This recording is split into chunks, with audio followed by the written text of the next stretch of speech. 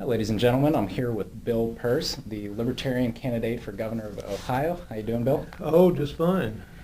Since Bill was not allowed and not invited to the Blackwell-Strickland debate tonight, we thought that we would do a favor to the voters of Ohio and show the third option, which we believe is the best option. So we wanted to ask you some questions tonight and give you a chance to respond. Well, thank you. I appreciate the chance. First issue, it seems to be a big issue with libertarians, taxes. We wanted to ask you do you believe there is a need for taxes in government, any whatsoever? We do have to have some taxes. The Declaration of Independence, I think, states it right. We have these liberties and freedoms that come before government. We form government in order to guarantee them. And that means you need some government to provide defense against external enemies, internal law and order. And we probably want a few roads and things like that, but we don't need as many taxes or as much government as we have now. Mm-hmm. What specifically do you think would be an acceptable level of state tax? That's hard to say, because right now we are stuck with this situation where 2/3, 3/4 of the state revenue is going to Medicaid and schools. Mm-hmm. And so it's going to take some big changes to start chipping away at those costs without leaving people out in the cold somehow. And right. and that's why my platform is kind of relatively sober and conservative, because you can't make a complete change right away. I mean, the vision is a much smaller state, but how we get there means we're going to be chipping away for a long time. And you think you'll probably, anytime there's spending cuts, you get some resistance to that. How do you plan to kind of fight back against that? Well, that's tough, but we always have the carrot. If we cut expenses enough, we can cut some taxes, Mm-hmm. and everybody likes cutting taxes. And the other thing is to try to collect things together and say, if we get rid of your favorite program and his favorite program, maybe we can combine it into a package that makes some real sense and does some good for people. Great. You mentioned schools. From reading your website, it appears you are in favor of some sort of school choice or what used to be called a voucher program. Right. Do you want to discuss anything with regards to that? Well, I've modified it a little from the version that's on the website, and there I said a flat $3,000 per student, and now the version I like better is to say that the state funding for that local district would follow the student. And so that would mean that in the big city districts and the very poor Appalachian districts, Mm-hmm. where the state funding comes closer to being $5,000 or $6,000 per student, there would be a hefty amount following the student, so that the student would have a family would have a good choice of alternative schools. In some of the better suburbs, there'd be practically nothing, but the family has already chosen that suburb because of the quality of the schools, so it wouldn't be as serious. And how would you respond to people that say that school choice is kind of abandoning public schools, which are kind of the foundation of our nation's educational system? Do you see that point, or do you? Well, the nation's educational system was there before the public schools were. We started off with private and local schools, church-funded schools, and individuals just paying for their own children's education, or homeschooling. And the public school movement was really designed to counter the perceived un-American threat from the Catholic immigrants, and that was quite specifically the objective in the 1800s. And the idea of having this homogenizing influence so that we all turn out to be Americans, I think there is something to that, but there's so much else in the culture that's doing that now with TV and radio and everything else, that I don't think we're likely to fly apart if we don't have public schools. And indeed, the more serious problem is that the public schools in the big cities especially have failed a whole generation of kids. And I don't see any point in saving public schools. I want to save kids. That's a very good point. Very good point. seems that a big issue with you and your campaign is this eminent domain. Right. And, for myself, I know that it is somewhat frightening, knowing that the government can take your house for building a Walmart. Now, there are certain instances where I think you would agree that maybe the eminent domain thing, say like a railroad or a road, a highway, has some benefit towards the government or towards the society itself. Do you want to talk about your views on that? Well, things that have to be long and straight, like highways, railroads, and maybe pipelines, it's very difficult to avoid going to eminent domain sometimes. And the way the original constitutional provisions, both in the national and the state constitution, say that the state can take land for public uses. So they were thinking of highways and maybe even city hall or a school building. It's less justifiable there because usually you can find some land to buy for a building. But it's awfully hard to write a law that would restrict it just to the long, straight things like highways. So I think we're going to be stuck with using eminent domain for public buildings. But the real controversy has come from the city clearing the land and handing it to a developer. The Norwood decision in Ohio may have gotten rid of the worst of those cases, but we don't know yet how they're going to react to it. It says you can't take it solely for economic development, but what does solely mean? And so I think we'll need another constitutional amendment in Ohio to straighten it out. Okay. Charity. I want to talk about charity as well. You mentioned on your website, which is something I agree with as well, that government shouldn't be as involved as they are in forcing people to give to charities. But I want to play devil's advocate. What if people don't? For example, I forget the exact statistic, but I think adjusted for inflation, I think current levels of American giving is not what it was, say, a decade or two ago. Do you think that the government has any responsibility to step in where people are not, giving to charity?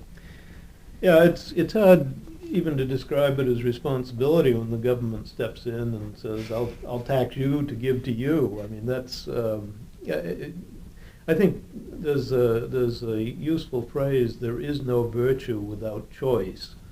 And so if giving is going to be virtuous, it really has to be a voluntary action, and paying taxes has never been voluntary. But the levels of giving, I mean, that's interesting. I'm not sure. People give to a lot of different things, and there are fluctuations over time in what they give to. But if you think that the government is really going to take care of all of our less fortunate neighbors, then why would you bother to do anything? And if I think a lot of people would be willing to give if they knew that somebody was out there starving or in difficult circumstances.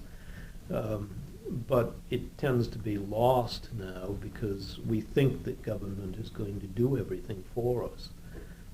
I think it'll take a long time to reverse the damage that's been done by the welfare state and get us back into this more charitable mode, but I think we can do it eventually. Good. I want to move from some of the issues to talking about libertarians in general. First of all, have you been a lifelong libertarian, or how recently has this occurred? Well, on the campaign trail, I tell people that I was a Taft Republican in 1952. And that was Senator Mr. Republican Taft. But over the years, I've really evolved and drifted toward libertarianism, and I think the Republican Party drifted away from me too, because there used to be a lot of Republicans who believed in small budgets and relatively small government, and I don't know where they've gone, but they're not running the party anymore.